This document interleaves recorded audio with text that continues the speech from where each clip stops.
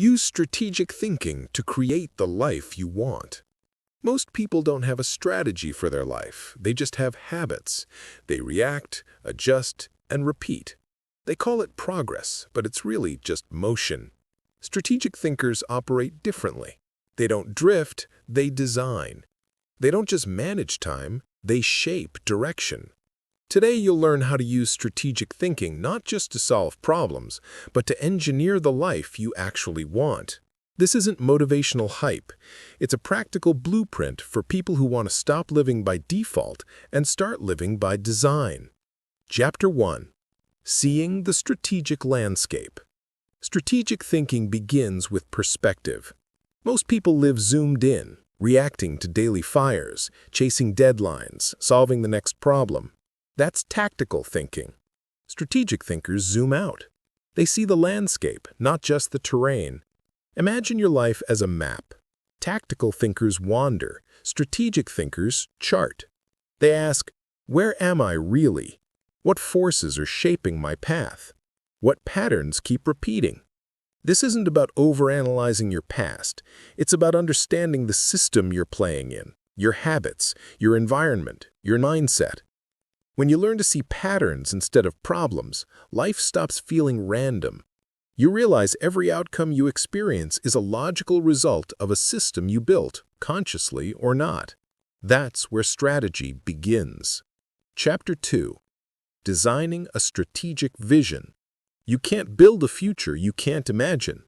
Most people set goals like earn more, get fit, be happier. Those aren't visions, they're wishes. Strategic vision isn't about chasing outcomes. It's about creating clarity. It starts by defining who you want to become, not just what you want to have. Ask yourself, what kind of problems do I want to be solving in 5 years? What would a meaningful life look like day to day, not just on Instagram? What impact do I want my decisions to have on others? Once you can picture that clearly, you reverse engineer it. If that's your destination, what must be true 1 year from now? What habits, skills, and relationships must exist 6 months from now? A strategic vision isn't a fixed plan. It's a North Star, something that helps you filter choices. Every time you face a decision, you ask, does this move me closer to the vision, or does it distract me? That one question eliminates 90% of wasted effort. Chapter 3. Building strategic leverage. You don't need more hours in the day, you need more leverage. Strategic leverage means getting outsized results from small, intentional actions.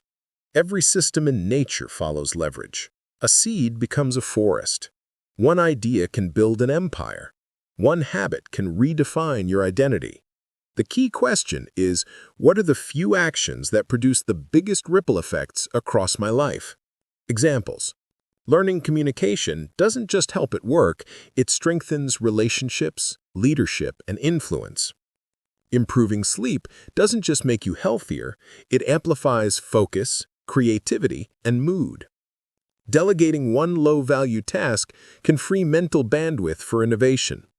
Strategic thinkers focus less on volume and more on multiplier effects.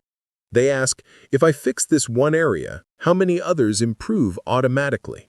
That's leverage, and that's where exponential results begin. Chapter 4. Designing your environment for automatic success. We love to talk about discipline, but the truth is, discipline is fragile.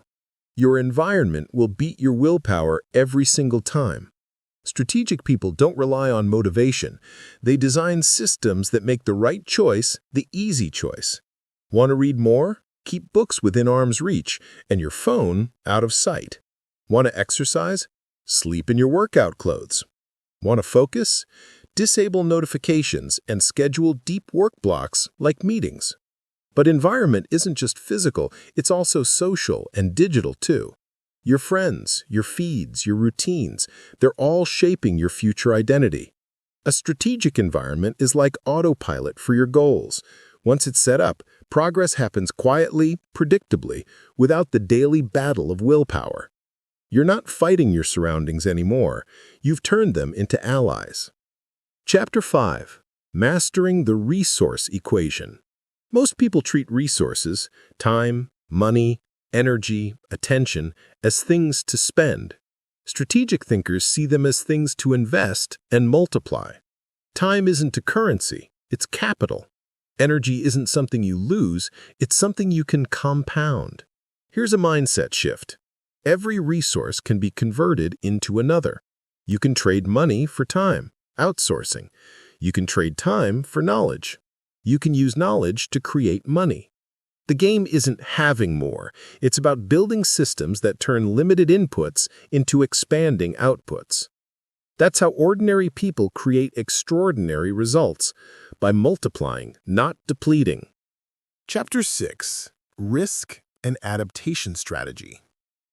Most people think being strategic means being cautious, but real strategy isn't about avoiding risk. It's about managing asymmetry. In other words, find situations where the potential upside far outweighs the downside.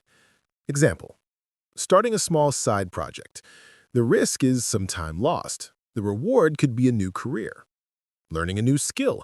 The risk is discomfort. The reward could be lifelong leverage. Strategic thinkers treat uncertainty like a lab. They run experiments. They design small, controlled risks that teach them faster than overthinking ever could. You don't avoid volatility. You prepare to benefit from it. Every setback becomes a data point. Every failure becomes an asset in disguise. You don't just survive uncertainty. You profit from it. Chapter 7. The Network Multiplier. Every major opportunity in life comes through people, but most people network like they're collecting business cards. Strategic thinkers build ecosystems, not contact lists. They focus on value creation. Who can I help? Who can I connect? What can I share that makes others stronger? The paradox is simple. The more value you create for others, the more opportunities circle back to you. Relationships are compounding assets. Each one can unlock skills, insight, or access you couldn't reach alone. But remember, strategic relationships aren't transactional. They're transformational, built on curiosity, respect, and contribution. When you nurture those connections over years, your network becomes more than support. It becomes infrastructure for every future success. Chapter 8. Strategic Career Design. Your career isn't a ladder. It's a portfolio of moves. Each job, each project, each collaboration should serve a purpose, either building skills, building reputation, or building leverage. Strategic thinkers don't chase promotions. They build career moats. A career moat is the unique combination of capabilities, relationships, and credibility that make you irreplaceable. To build one, specialize, master one rare skill. Stack, add complementary skills that make you multidimensional. Signal, share your work publicly. Visibility multiplies value. Eventually, you stop begging for opportunities. They start chasing you. Your work stops being labor. It becomes strategy in motion. Chapter 10. Strategic Energy Management. Energy is the true currency of achievement. You can't execute strategy if you're running on empty. Strategic energy management means treating your body and mind as performance systems, not afterthoughts. Optimize the fundamentals. Sleep like it's your most valuable meeting. Move daily to keep your mind sharp. Protect mental space like it's your most precious asset. But here's the real insight. Energy isn't just physical, it's emotional. Every unfinished task, every toxic relationship, every cluttered space is an energy leak. Your goal is simple. Design a life that gives more energy than it takes.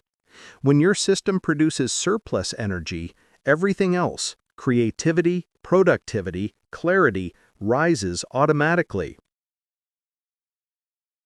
Chapter 11. Systemic Creativity. Creativity isn't chaos. It's a system of connecting dots others don't see. Strategic creativity means you engineer environments that produce insight on demand. You feed your mind with diverse inputs, science, art, history, psychology, and let those ideas collide. You take walks, change contexts, and deliberately seek new perspectives. Innovation doesn't come from trying harder, it comes from seeing wider. Strategic thinkers don't wait for inspiration. They create conditions where inspiration becomes inevitable. Chapter 12. Decision Architecture. Every decision is a vote for your future self. The quality of your life is a direct reflection of your decision-making system. Strategic decision-makers design filters. Before acting, they ask, does this align with my long-term vision? Does this expand my leverage or drain it? What information am I missing, and how costly is it to wait? They don't aim for perfect decisions, they aim for reversible, learnable, and compounding ones. Each good decision sets up the next. Each feedback loop sharpens intuition. Each reflection upgrades the system. Over time, you stop fearing choices because your process guarantees growth either way. Conclusion. Strategic thinking isn't about predicting the future. It's about creating structures that thrive in any future. It's the discipline of stepping back, connecting dots, and moving with purpose. It turns chaos into clarity, effort into leverage, and motion into momentum. From vision to environment, from energy to decisions, everything we've covered connects. Your vision shapes your actions shape your systems shape your results, and your results reinforce your vision. That's the strategy loop, the self-sustaining engine of transformation. You can let life keep happening to you, or you can start architecting it deliberately, intelligently, strategically. Because when you master strategic thinking, you stop being a piece on the board and you become the one designing the game.